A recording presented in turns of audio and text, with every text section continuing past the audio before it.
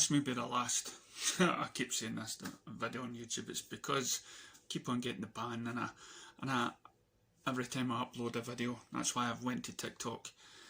And so I don't want my life story wiped out on YouTube.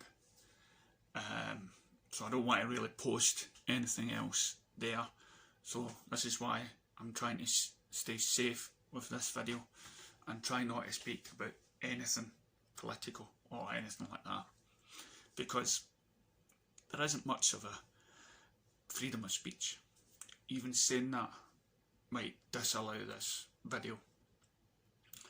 But what I want to ask is, in these strange times, is who are we?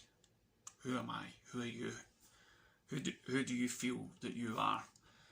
And I've listened to so many people with their ideas, you know, those motivational speakers and stuff that say, you know, things that are going to happen have happened already, you know, and we must embrace today and everything else, and you can't change it, and stuff, having no regrets. What's in the past is in the past.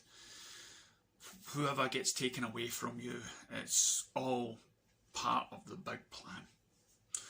And we have people, Jim Carrey and other people like that, that have found somehow the inner self, that bit of the consciousness that is truly you.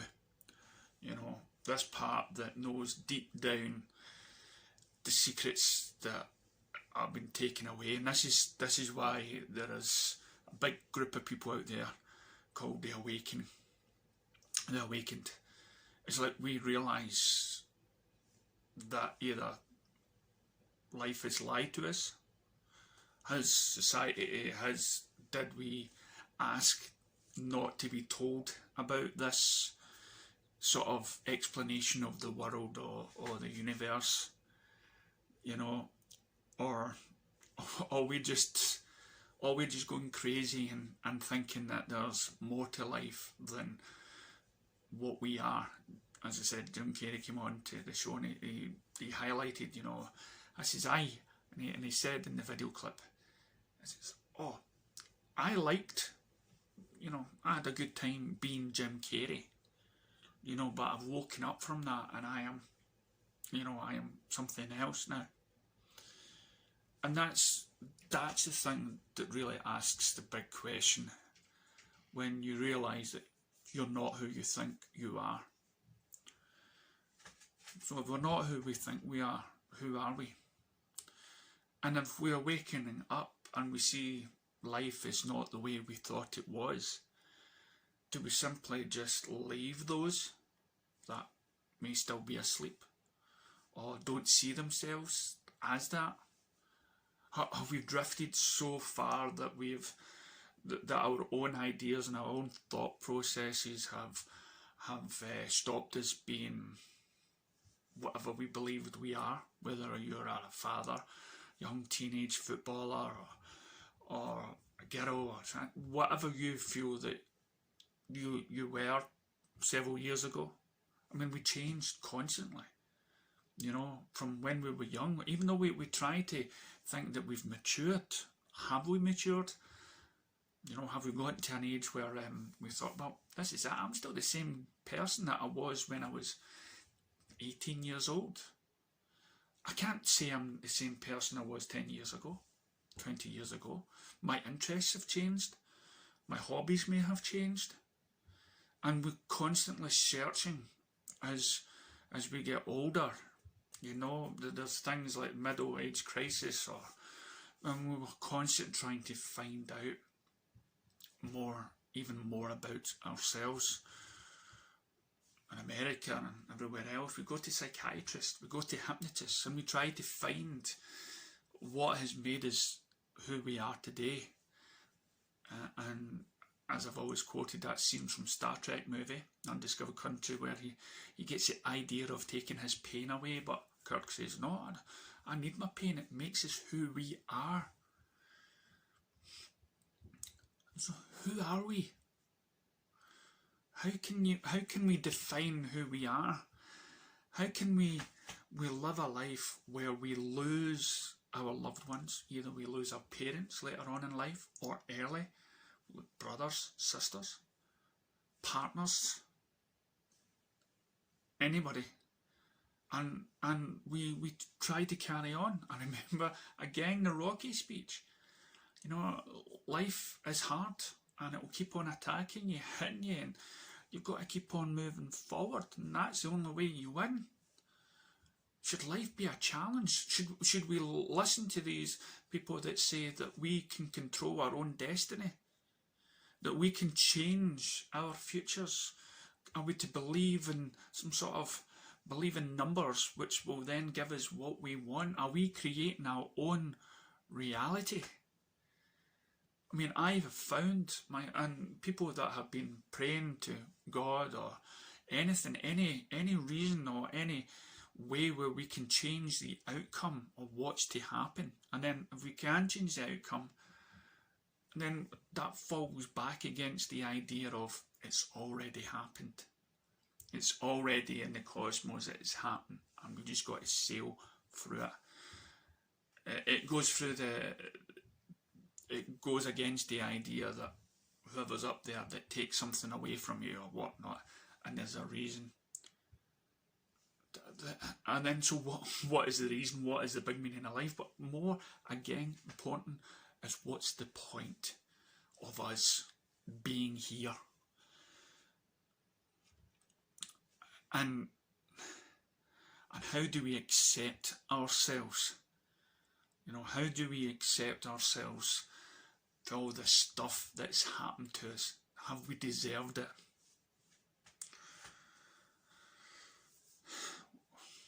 Maybe we have. Maybe with the bad stuff that's happened or that we've did in our past, that we kick ourselves over and over again for doing, because we've changed and we suddenly realise that we're not that bad person anymore. We conflict ourselves with our emotions and thoughts and crazy ideas that we get from time to time, and we feel guilt over things that we should have or could have done, and we destroy ourselves because we didn't do the right thing. How do we know it's the right thing? Surely if I was somebody else, maybe we would have changed that and life would have turned out better. Not for just us, but for those people around us.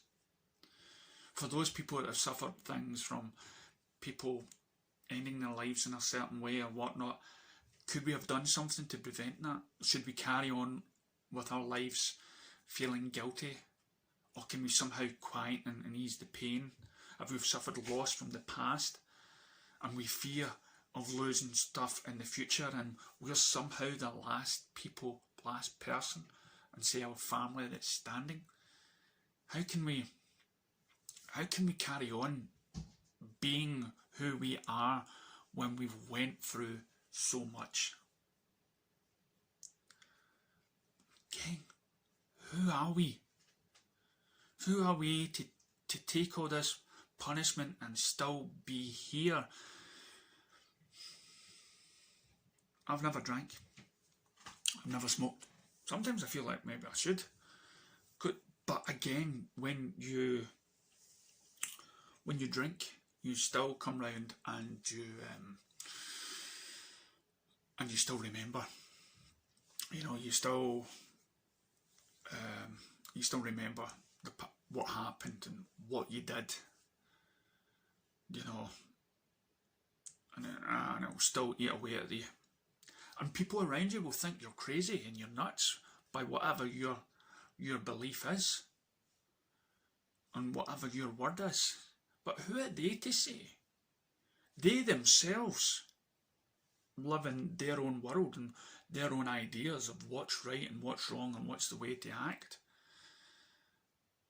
You know, we classify people with their own ideas as some sort of mental health problem that way, mental health problem that way. So how do we find out who we are?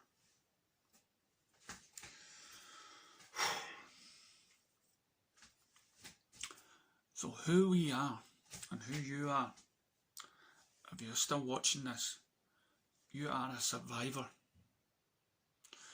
You are somebody that has chosen a certain path in your life, in this life, and you want to get to that end of the path in the best way you can. You're going to live your life through your own decisions, like I did when my parents died. I chose what way I was going to carry on. No matter how hard, no matter how easy, or if a lot of people thought that was the wrong thing, it's what I believed. It's what you believe is the right thing. Doesn't matter if there's a whole load of people against you. That is who you are. You're a survivor. And whenever it comes, when the world is beating you, when your loved ones are gone and you're still standing, it's not because you're any better than those that have gone. It's because I like to believe that there is some other reason why we are here. And in those videos I've shared, there is a reason, because we come back down time and time again in some sort of reincarnation state to fulfill that mission. I like the DC Hawkman character. And DC Hawkman, he has been cursed to reincarnate every time to find his loved one.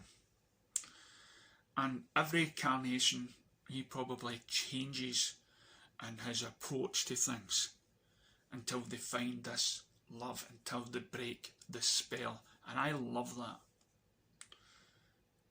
I love that idea, that we can change the spell that is on us all. It may not happen in this life, but it will happen. And no matter what life we are, and no matter who, there is something down here that basically is, you can call it soul, call it your consciousness, but this real you that is in you is on a mission to fulfill that mission. And I believe, and that's how somehow I believe that. So, and during that process, we need to just keep on going on and on, and taking the hits like Rocky, taking whatever life throws at us, and never ever give in. That's who we are. We, if all our friends, all our family dissipate, either go off to a new life, go off to here, and you're wondering, is it me? Is it because of who I am that people don't like me? Is it, have I done something wrong? And my gran thought, because of her daughter dying and her man dying, maybe she was getting punished because she was the last one. And she was a hard gran to get on with. But I didn't think that's not a punishment. She was hanging on because she still had a mission. Maybe it was to keep me okay. Maybe it was to say I'm fine. Who knows? But everyone here, everyone that's watching this, when it's our time, it's our time. But I ain't the mission over yet. And the person that I was, as I said, I like that saying. I love Jim Carrey, and I often thought, well, Jim Carrey, and he's on the show and he's going, I know who you are, you're the Illuminati or whatnot, you're the secret society, and he's saying, well, maybe he was one, but he's woken up to the idea that he is not just Jim Carrey, that he is something else, a part of a larger picture. He's a part of something bigger than the name that was given to him. And that's who you are. You are somebody that is a part of a larger picture. Doesn't matter if your life is rubbish. Doesn't matter what house, how much money, how much whatnot, right? Doesn't matter if you just feel that the world is against you, or in these circumstances that somehow you can't reach out to your family or feel them, or you've had anything, right? This is the part of your journey. It's got nothing to do with what you have done. You have not caused this. You just need to stand tall, become a survivor, and then when it's your time, that's when you'll get your reward. Stay strong. That's who you are.